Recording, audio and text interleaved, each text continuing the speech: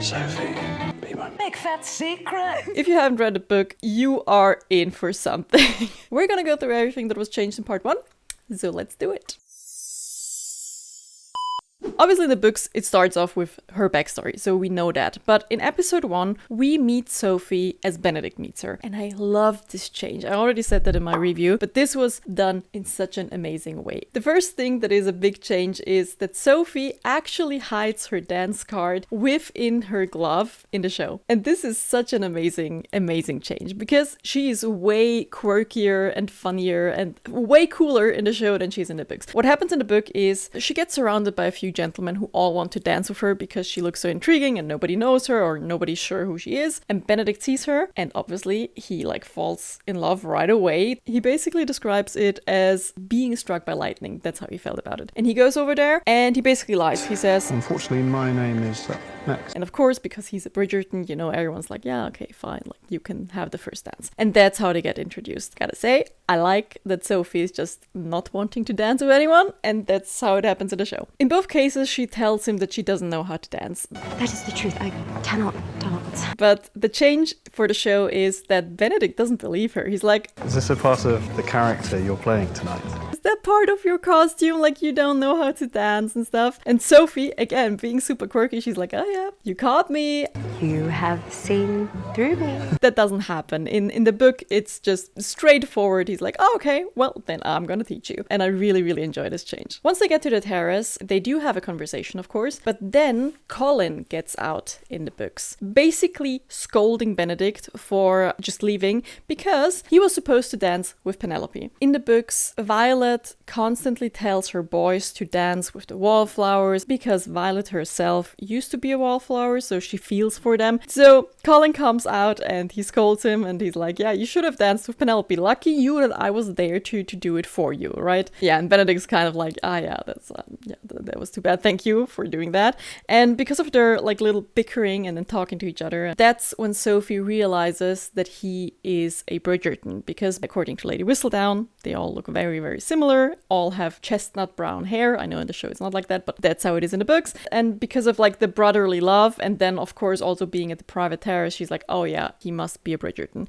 In the show, she also realizes that he's a Bridgerton because they have this little talk. Tell my mother. Your mother. So this is your home then, which makes you a Bridgerton. Then she's also like, oh, you must be Benedict. She figures it out herself in both because of Lady Whistledown, but I do like the show change that Colin is not there because it makes their whole interaction so intimate and nice. If Colin were there, it would be kind of an interruption, then you would have another person who knows what she looks like, and it's a little bit hard to do that. I gotta say the conversation in the book is way more shallow. He tries to find out things about her and she doesn't want to give him any information, and he's like, okay, why don't you want to tell me? And then with talking about certain topics, he tries to get some information out of her. And that's how he realizes that she likes being in the countryside, for example. They also have a similar-ish conversation in the show, but it is more so that Sophie is kind of analyzing him. I really liked the addition of the deep water or shallow water conversation because it's basically her seeing right through him and it feels like they have this emotional connection. In my video about my complaints about season 3, that's what I was missing between Pen and Colin, and they kind of gave us that right in the first episode for Benedict and Sophie. Just talking about who he is and how he tries to hide and how he just, talks about everyone else so he doesn't have to talk about himself. And he kind of admits to it. He's like, yeah, it's just shallow water is warmer and more comfy and I don't really want to think about all those issues I have. That's why I, again, prefer the show version. So then about the dancing. Of course, we get a lot of their thoughts in the book. While they dance in the book, Benedict asks her what she hears and what she feels. And she says she feels her soul. He actually felt the same and he was about to say it, but she kind of, shut him down. I mean, obviously she expected him to say it, but she didn't want to hear that he actually reciprocates the feeling and that he's sharing this moment with her because she knew that she would have to go back to her dull life. And how could she go back to her dull life with this fairy tale and Benedict and this intense feeling that she had? So he said he wouldn't say anything and then he kissed her. That's how it happens in the book. Now in the show we don't get the same dialogue, but we get basically her thoughts from the books. She tells him, I am trying to remember this moment exactly so that if I wish, I can escape here. And that's kind of what she thinks in the book as well, but she doesn't articulate it like that. In a show, it makes sense to make her say that because you kind of want to, hear her thoughts. I do like that Benedict is not the one to kiss her, because in the show, and I was so excited about that was so good, he stays a gentleman. He does not kiss her. He's nice. And then she wants to leave, and just before she leaves, she comes back and kisses him, and it is a chef's kiss. I swear to God, this was like the best change they could have done. They did an amazing job at this. Like I was so stoked. Also, another change we have here is how the glove is taken off. In the show, he takes it off to kiss her hand because, he wants to be a gentleman and he's not gonna kiss her properly. In the book, he mentions her silky soft hair or something along those lines. Then she's like, how would you know? You have gloves on. And then he takes his gloves off to touch her hair, and then she does the same, but then he takes her hand and kisses her hand and the inside of her arm, something like he kisses her arm. Yeah, and then of course, like, she has to leave because it's 12 and whatnot, and then she just goes. And he tries to catch her, like he actually runs after her, but she's faster, and that's it. I didn't really like that in the show he just went into the entry hall and then he didn't go outside. I mean, I guess, they would have to film another scene of him being outside and get a carriage and whatnot, but he just stayed there and he was like, oh, there's a door, I cannot go out there, so if I didn't catch her now, there's no way to catch her afterwards. Moving on to episode 2. In the book, Sophie actually never called Lord Penwood her father. Your mother must be lovely and kind if she's marrying father. She just called him Lord Penwood. They never acknowledged that she was a bastard. Everyone knew, and she also knew, of course, but nobody really said it out loud. I do like it in the books because it makes sense, because for her, it's like, okay, he never saw her as a daughter, and he never called her daughter, so it makes sense that he didn't leave her any money. One change is that the dress she's wearing at the ball, the silver gown, is actually from her grandmother, so Lord Penwood's mother. A very, very old dress, basically like out of style for a very long time, which is why it was fitting for the masquerade ball. And in the show, they changed it to that belonged to the sister of Lord Penwood. I don't know why they changed that. It doesn't make much sense. But they also didn't make the glove smell musty, which in the book it smells musty. And to me, it's always going to be the musty glove. Besides that, it's pretty similar. The only thing that is different is the footman and the maid from Araminta's home. They actually kind of planned this. They wanted Sophie to go. So it wasn't such a spontaneous thing, right? They were like, okay, we already planned everything. We've done this, we've done that. Here's the gown, here's gloves, here's whatever. You're going there. Like, you deserve it. They changed it in the show. And I do believe they kind of changed it so she could have this conversation,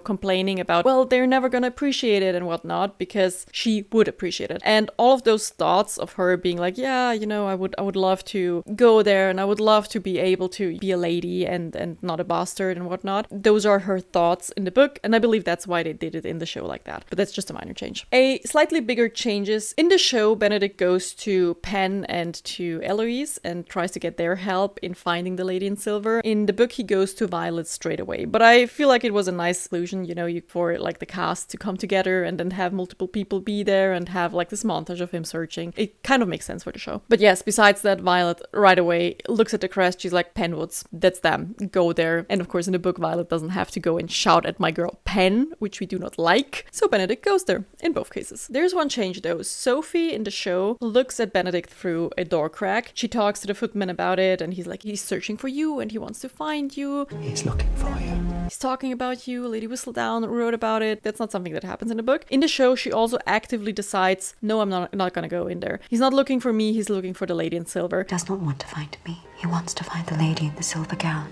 I like that they add that, because later on in the books, she does compare herself to the lady in silver, and she's like, I'm not her. That's just a fantasy, and then that person doesn't exist. What happens in the book is that Araminta, as in the show, sees that her shoe is cuffed, and she makes Sophie polish all of her shoes. And, which is so ridiculous, Araminta is so mean in the books. She asks her to tell Rosamond, after she's finished with, tending to them, to lock her in the shoe closet. Lock her in the shoe closet. In the end, Sophie tells Posey, because she has a better relationship to Posey. So that's what happens. And she's locked in there while Benedict comes and calls on them. So there's no way of her knowing that he's actually looking for her. She doesn't know that he's there. She doesn't, none of those things. I do like it though, that she knows that he's there in the show and that she actively decides against it. She's like, no, I gotta know my place and I'm gonna put myself in my place. Also, you have those flashbacks of Araminta telling her to know her place. So it kind of ties ties in very well. Then of course the other change is Sophie doesn't keep the musty glove in the book, and I like that she does in the show. Besides that, it's very similar. Araminta realizes that Benedict came looking for Sophie, and then she basically boots her, as she does in the show. They have like an altercation, and Araminta says mean stuff to her. Quite similar. The only thing that's different is Araminta lets her finish off the shoes before she is allowed to leave. One change in the show is that Posey actually steals the shoe clips and gives them to Sophie. Open it now. It is not much, but perhaps you could sell it. And also her co-workers give her money as well. We made a collection. It is not much. That's something that doesn't happen in the book. In the book, it's basically just, Sophie being by herself and leaving, and she herself steals the shoe clips. By the end of the episode, we see how Hazel gets almost assaulted by Cavender and his weird-ass friends. In the book, it's actually Sophie who almost gets assaulted. So what happens in the book is she has been running away from Cavender all day long. His parents are actually quite nice, but they were out for the weekend, and that's when he also threw the party. And the Cavender guy is quite the shady dude and very disgusting stuff.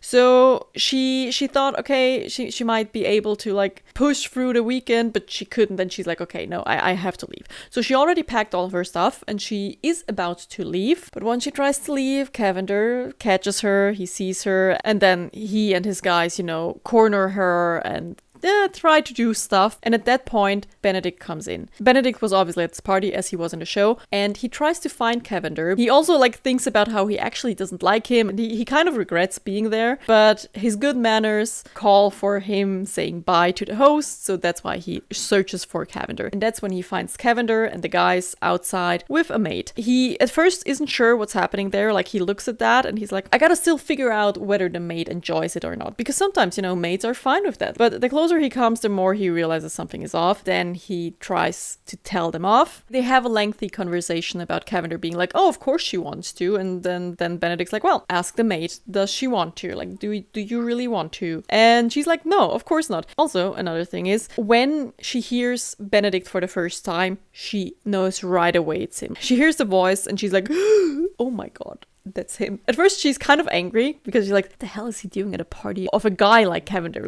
Ew, I did not imagine him like this. And then he kind of threatens Cavender and he's like, well, I'm gonna take you 3 at once. This is pretty much sure that I'm able to, kick your asses. So then Cavender's like, well, if she doesn't wanna hang out with us, she's fired, and that's basically what gets her fired. And Benedict's like, okay, that's fine. At this point, Benedict already offers her the job at the Bridgertons. In the show, they changed that, of course, to Benedict being very heroic and, fighting Cavender.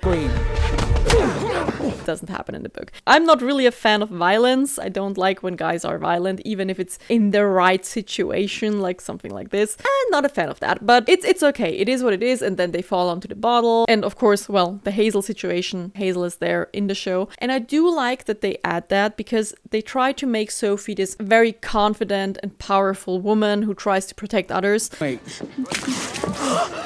Run, lock yourself in your room. And I do like that because the Bridgerton books tend to make women very damsel in distress-like, and I don't like that too much. So I do like that change. I gotta say I like that change. What I do not like is after they leave, they just leave Hazel there. Where did Hazel go? They kind of forgot about her, I guess. But besides that, I do like the change. In the show, Sophie gets mad at him because she lost her job over him. He lost me my position, the very thing I need to survive. And then he's like, I'm gonna find someone. I'm gonna find someone you can work for. Don't worry about it. I will find another position for you in London. And as I said in the book, he tells her, you can work at my mom's. And she agrees, but internally she's like, I'm not gonna do that. I cannot work in close proximity with this guy. That's quite dangerous.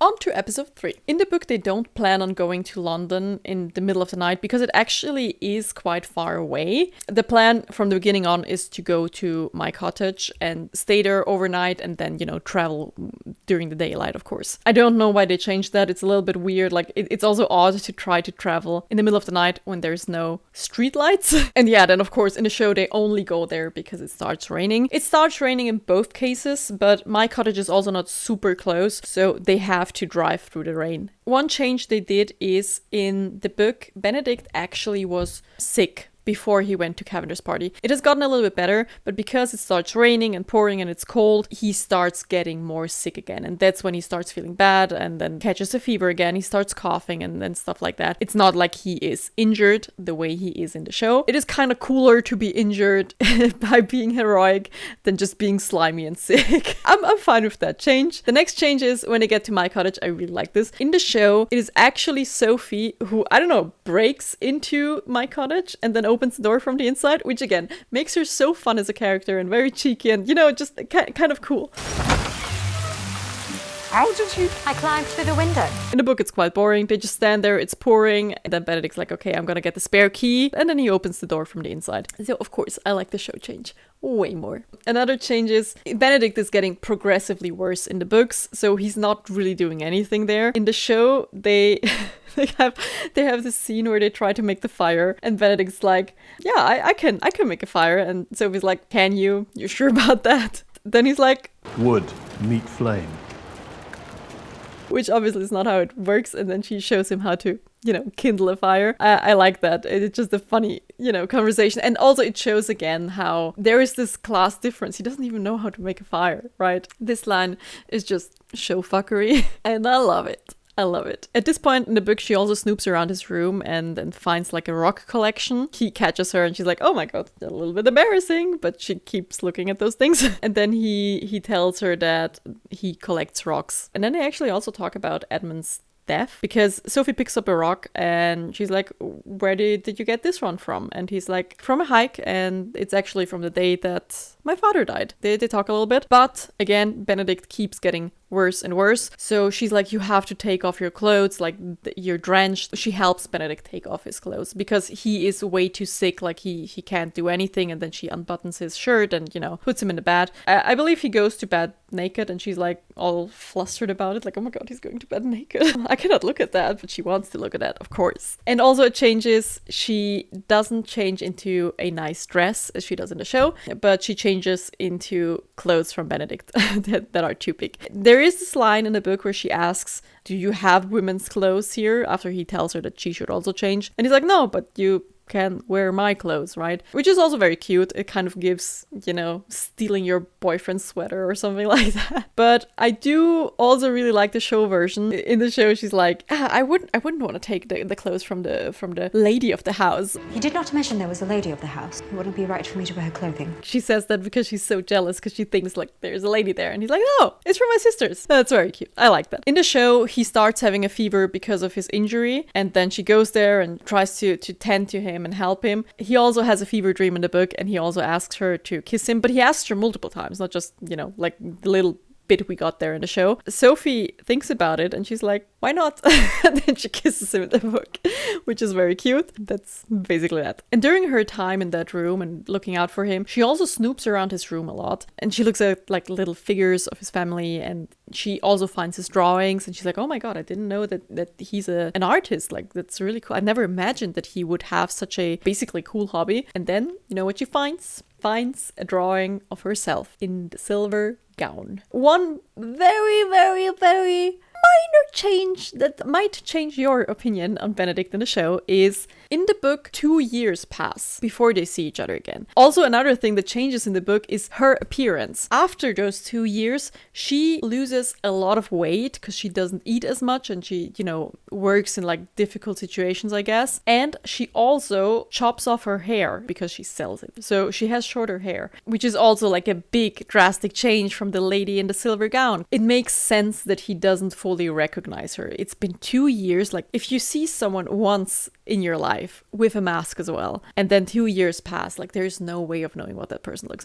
So the show makes Benedict look quite stupid for like after a month or so, not knowing who Sophie might be and looking at all these ladies and being like, is it that like dark-skinned lady over there maybe? I don't know. Actually, I gotta say, I'm quite happy with that they try to make everyone equal and not differentiate by race. So they kind of make it look like race is not a topic in this universe, and that I really appreciate. But it was still fun, and it makes Benedict look really stupid that he doesn't know what she looks like after a month. So, you know. Also, after meeting Sophie and her being the same person and having the same body and the same lips and like the same hair and everything is the same, he does not realize that it's her. So that's One bigger change is that the maid is not interfering. She doesn't tell Benedict, yo, you gotta put her into her place because there's like this difference and there's no way. And But her station does not allow her a choice in the matter, does it? which I liked that they included that, because somehow you have to also make it clear to him that there is a power dynamic and that it is very big and there's no way of knowing whether she actually wants to be with him or not. In the books, that is not the case. They actually even ask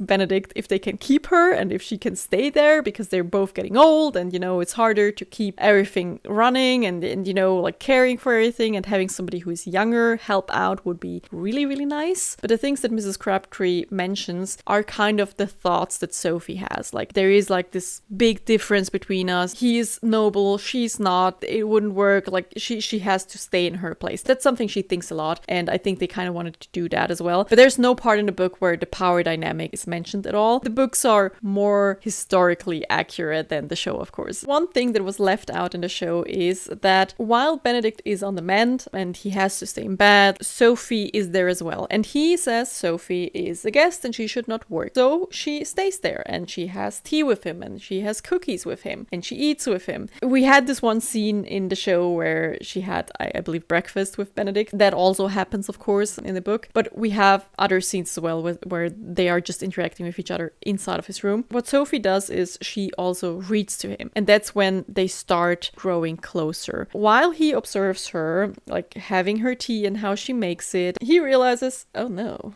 I want that. I really badly want that. And then Sophie wants to read to him and like she gets up, and you know what also gets up? His pee-pee. He gets super horny for Sophie, and I'm kind of sad we didn't get that. Would have loved to get it, but I guess it would kind of be a little comically, but it would have been fun. It would have been a lot of fun. I would have liked to see that. So then, in order to get out of his misery, he sends Sophie away. He tells her he needs to shit, and then he takes his bad boots, jumps out of the window, and he shoots for the lake, because he knows the lake is cold and he needs cold water to calm himself down, because he got so horny for my girl that he needed to take a cold plunge. So Sophie can't find him, Mrs. Crabtree can't find him, and Sophie then decides to go on a walk. And we have a very similar scene in the show as we do in the book. So Sophie kind of hides and Benedict feels like somebody is looking at him or watching him, and he's like, come out, do not hide now. Also, before she steps out, he already knows it's Sophie. And he's like, Sophie, come out, I know it's you. Then she comes out and they have a similar conversation, of course. He pulls her closer and that's when they start making out. I do like the show version more, and that's just kind of,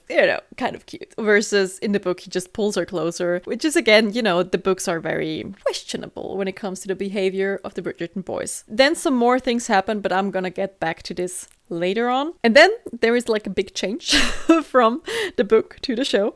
Because in the book, he then tells her, after that whole conversation, you're gonna come with me and work for my mother, or I'm going to report you to the police and say that you stole something from me. To which Sophie's like, bro, like, they're gonna have me hanged or send me to Australia. Like, what do you mean? And he's like, no, I will tell them that they have to put you in my custody as a punishment. My boy doesn't offer her jobs somewhere in London, as he does in the show. My boy actually forces her to come with him, otherwise he's gonna get her in jail. Yeah. Safe to say, I do really, really like the change in the show.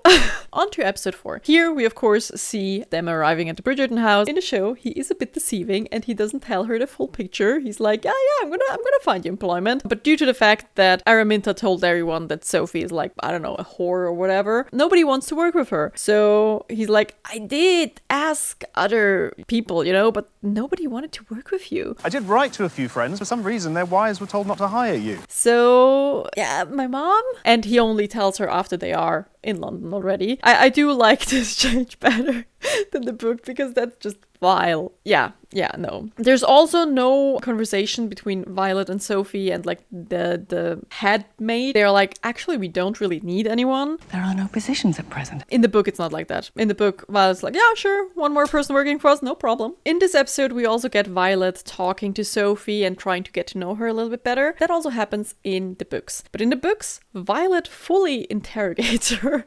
She asks so many questions. And Sophie Sophie has this like standard story she keeps telling people when she starts working for them, like, oh yeah, I'm from there and I know a lot of things and I'm very well educated because The lady I worked for was kind enough to let me sit in on her children's lessons. usually it's fine to tell people just, I was able to have some lessons and that's okay and that's enough and nobody cares. But Violet was a little bit suspicious there. She's like, Also, another thing that happens in the book that is not in the show is Violet asks Sophie if she knows her. She's like, you kind of look familiar. And Sophie thinks back and she's like, we didn't really meet at the ball, so there's no way that she recognizes me from the ball. But Violet's then like, yeah, well, maybe I just know someone who looks similar to you or something. And then they have like this little conversation about how all Bridgertons look alike. Another thing in the book is that Sophie doesn't only attend to Hyacinth and Eloise, but also Francesca, because Francesca isn't married yet in this book. Similar to the show, in the book, Benedict also looks at her and tries talking to her. He notices her, which he usually doesn't with mates. And he realizes that and he's like, oh, usually I'm not like,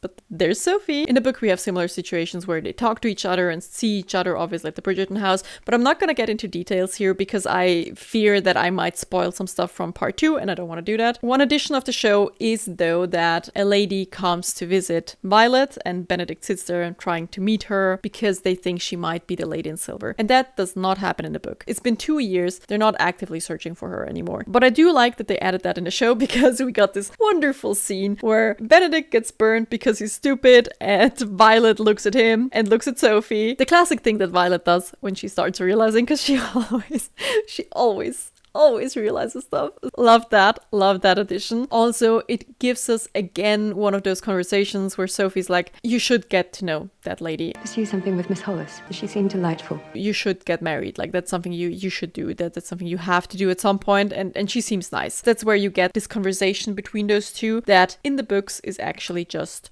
thoughts from Sophie. And then, of course, the staircase scene. That is something that does not happen in the book like that. I like it. I like how they did it. I do like the analogy of him coming downstairs and her going upstairs, and that's when they meet and that's when they make out and they have like this hot session. That doesn't happen in the book, but we have a similar steamy scene. For this type of scene in the book, we will have to go back to my cottage at the lake, to the infamous lake scene. He pulls her closer and that's when they start making out. So he then asks her who she actually is because things are not adding up. And he's like, well, you're so well educated and well spoken. Mates usually are not well spoken and educated. Then he tells her what she should be instead. Like, she shouldn't be a maid. Like, she could at least be a lady's maid or be a governess or something like that. And they have a little bit of a fight there because she's like, nobody wants me as a governess. Like, I'm way too young. I do not have any credentials. And then he says, and you're too pretty, which was a nice thing to say. But yeah, while they bicker at each other, he says he wants to help her and he could help her. And then he basically asks her to be his mistress without saying the word mistress. He's like, be mine, be with me, come with me. I can give you everything you need. I can dress you in silk dresses. Because he keeps thinking about how ugly her dresses are.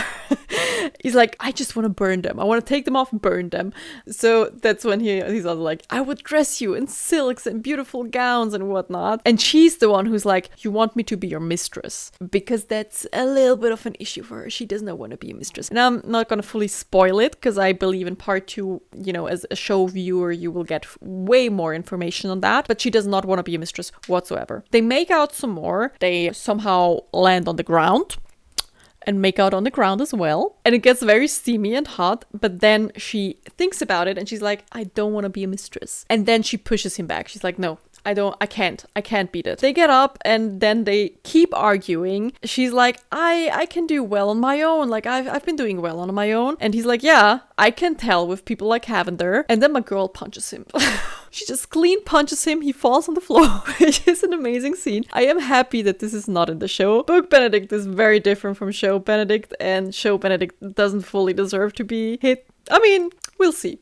Anyway, my girl punches him. Then they keep arguing some more and she keeps saying, I can't be your mistress. I can't be your mistress. And then he makes sense of it and he's like, oh, so you have to be illegitimate because if you want to and you can't, what would the reason be? Obviously, I'm not the problem, so you will have to be the problem. She doesn't agree. She doesn't tell him. I'm not gonna get into it way too much. They also talk about, you know, him probably having to marry someday. Pursue something with Miss Hollis. Those things we kind of get in different scenes for him. We don't really have it here with them talking, but we do have Miss Crabtree telling him, yeah, like, you're gonna find a gently bred lady and you're gonna get married. One day you will meet a suitable young lady. The conversation gets very, very intense, and he says nice things to her. Like, he's like, I want to be your anchor. I want to give you things. I want to be there for you, and I want you to be with me. But she still, in the end, says she can't. I like the change, but I also dislike the change. I do like that they had, like, the staircase thing. I also like that it didn't happen at my cottage, and he didn't force her to come to the Bridgerton house afterwards. And I also liked everything he said in the show. He's like, you're way more tantalizing than any fantasy. The reality of you has become more tantalizing than any fantasy ever could be. Because he keeps fighting with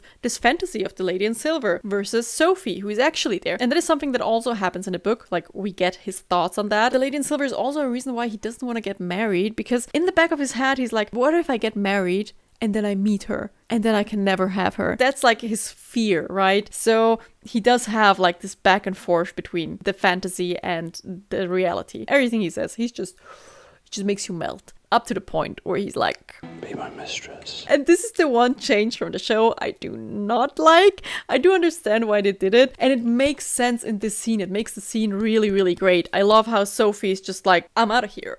She just clean walks out of there without her coin purse, may I add, but she walks out there, and it makes it so powerful. That woman has balls. I do, on the other hand, prefer that Book Benedict does not want to say mistress. He's like, just be mine, right? Up until the point where she's like, you want me to be a mistress, boy? Like, what the fuck? And then he's like, yeah, well, okay, well, I do want you to be my mistress. But, you know, at first he tries to be kind of more respectful and doesn't try to call her mistress. But again, I do like the change. I do like that it happens on the staircase. I like his talking her up and like steamy scene, and him thinking, even though it is so ridiculous, but him thinking that saying be my mistress is something that would be hot to anyone. Be my dirty little secret. I mean, Benedict, come on. It makes it funny. It makes him look even more stupid. And especially because he doesn't realize, like, he has kissed Sophie a month ago. He has drawn the Lady in Silver, and he has drawn Sophie. My man. How do you not realize? In the book, he doesn't draw Sophie, so there's not like this comparison going on, and it's not as ridiculous. In the end, I think it was a great way to end part 1. Be my mistress. Because it is just such a shocking thing that happens. If I have missed anything, let me know in the comments down below, and I will pin your comment, and I see you, and you see me, in the next one. Bye! We don't give a fuck.